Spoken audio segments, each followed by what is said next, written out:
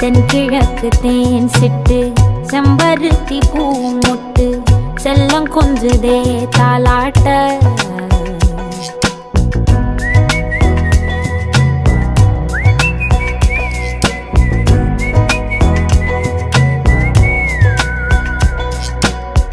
எத்தனையோ காலம் வாராத வானவில் வந்தது போலி பேச